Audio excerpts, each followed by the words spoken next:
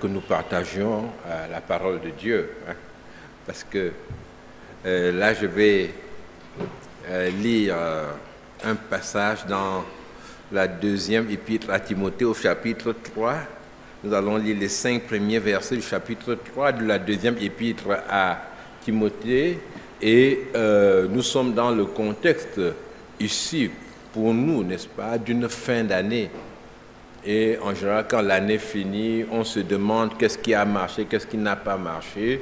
On peut appeler cela un bilan, mais au moins, on s'assied pour examiner nos voies et voir est-ce qu'on peut faire mieux. Et c'est très bien, c'est salutaire. Et dans cette épître, dans cette deuxième épître à Timothée, l'apôtre Paul lui dit « Sache que dans les derniers jours, il y aura des temps difficiles.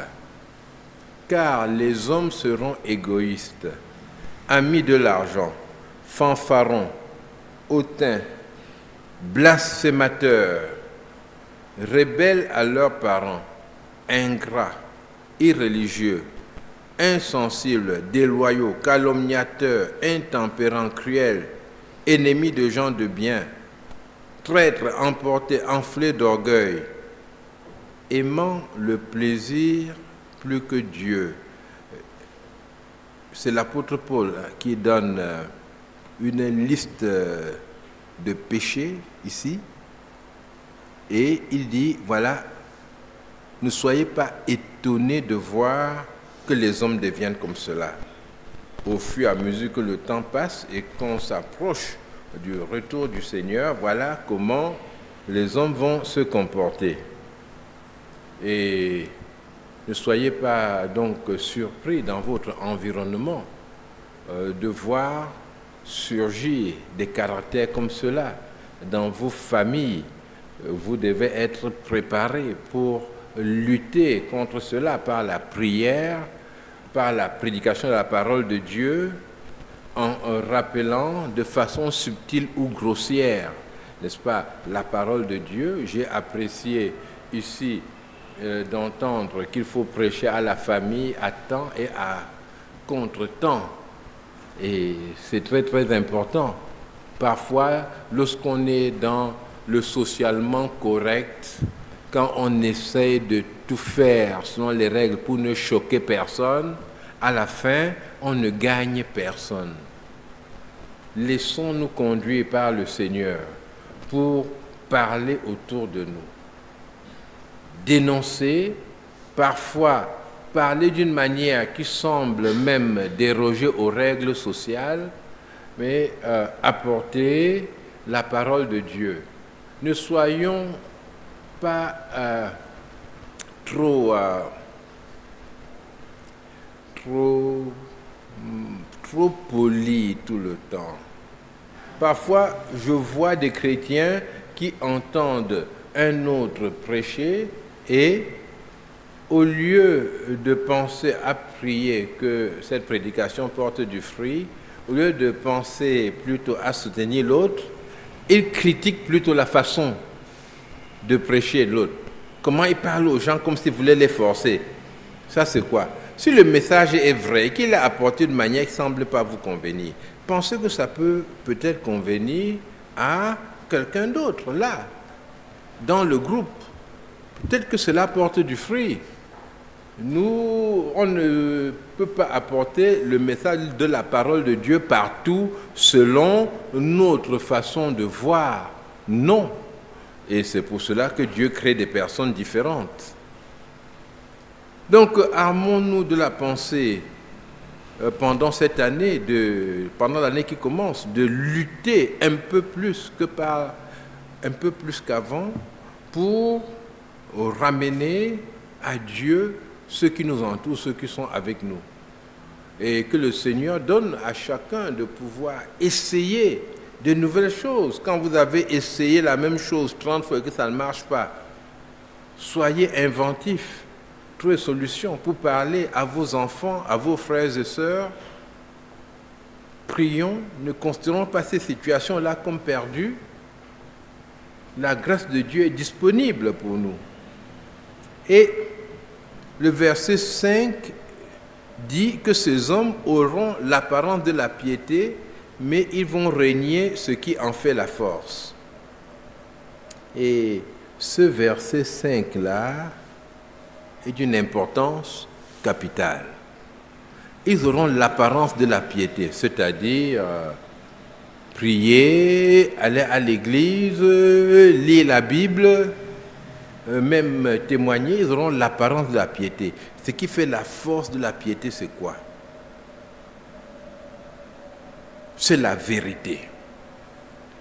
Derrière la piété, il faut la vérité.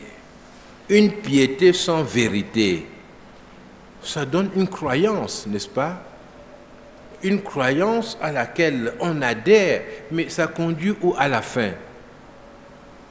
Si on vous montre une porte qui conduit dans un gouffre et on vous raconte c'est très bien, ça va aller, vous avez une croyance, vous allez passer par cette porte-là, mais vous allez vous perdre. La piété doit être assise sur la vérité. Il est vrai que lorsqu'on connaît la vérité, parfois la piété baisse. On voit chez les personnes qui disent avoir connu vraiment Jésus-Christ, dans beaucoup de cas, on voit, excusez-moi, mais on voit un intérêt pour les choses de Dieu qui semblent moindres. Vous verrez dans une famille religieuse, mettons par exemple une famille catholique, des gens qui se lèvent tous les jours à 5 heures et qui vont à l'église pour la prière du matin. Est-ce que vous savez ça? Mais vous ne savez pas, n'est-ce pas? Mais beaucoup de catholiques se lèvent à 5 heures et vont à l'église où il y a une messe le matin, ils en reviennent et se préparent pour aller au travail.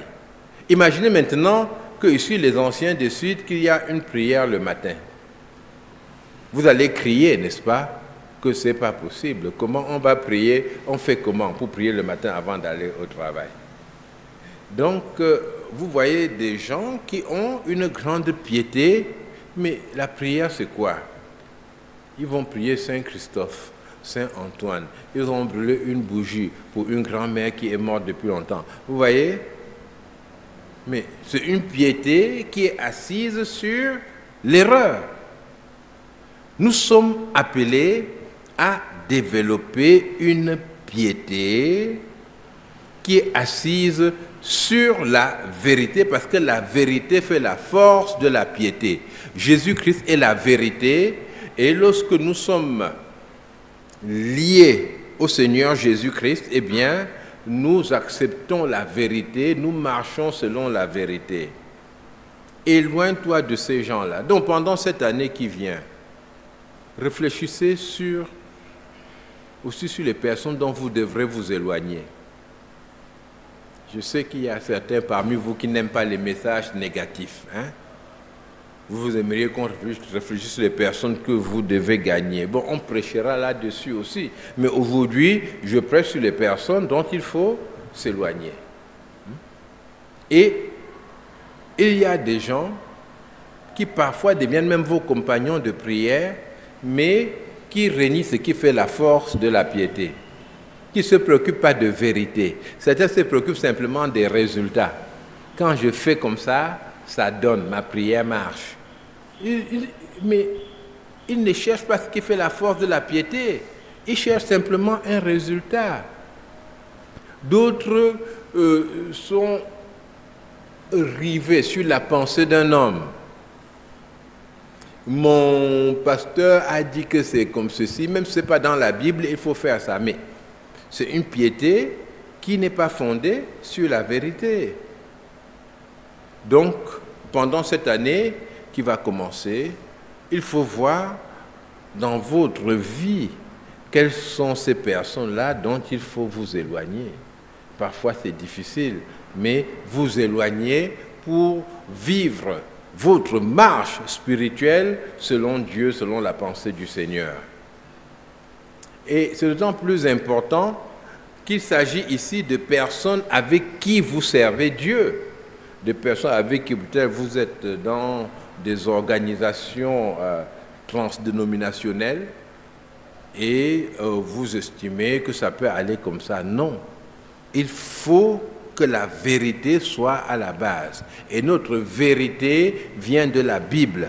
La vérité ne vient pas d'ailleurs. Ce n'est pas une révélation personnelle que tu as reçue.